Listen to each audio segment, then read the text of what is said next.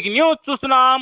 పశ్చిమ గోదావరి జిల్లా తాడేపల్లిగూడెం పట్టణంలో రెండు ప్రభుత్వ శాఖల మధ్య సమన్వయ లోపం ఆయా శాఖల పరువును బజారున పడేట్టు చేసేలా ఉందని విమర్శలు వినిపిస్తున్నాయి.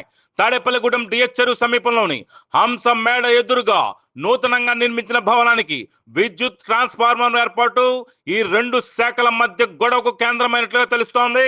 ప్రైవేట్ గా ట్రాన్స్ఫార్మర్ ఏర్పాటు చేయదలుచుకుంటే ఎవరికైతే ట్రాన్స్ఫార్మర్ కావాలో వారి స్థలంలోనే ట్రాన్స్ఫార్మర్ ఏర్పాటు చేయాలని నిబంధనలు ఉన్నాయి. అయితే ఇక్కడ కట్టిన భవనానికి మున్సిపాలిటీ స్థలంలో ట్రాన్స్ఫార్మర్ ఏర్పాటు చేస్తున్నారని మున్సిపల్ టౌన్ ప్లానింగ్ అధికారులు అడ్డు చెప్పినట్లుగా తెలిసింది. మాస్టర్ ప్లాన్ లో 40 అడుగుల రోడ్డుగా ఉన్న ఈ స్థలంలో అది కూడా మున్సిపల్ డ్రైనేజీపై సిమెంట్ దిమ్మని కట్టి ట్రాన్స్ఫార్మర్ ఏర్పాటు చేయడం చర్చాంశనీయంగా మారింది.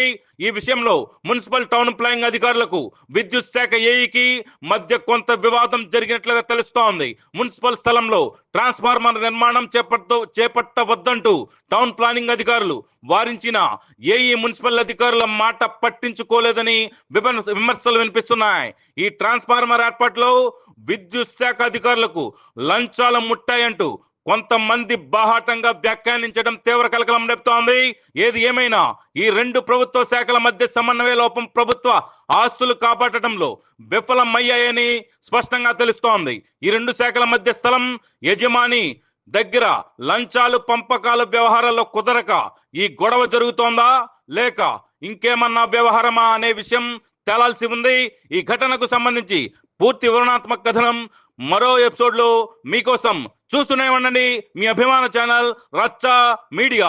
ఈ కథనం మీకు రచ్చా మీడియా ఎక్స్క్లూజివ్ గా అందిస్తోంది.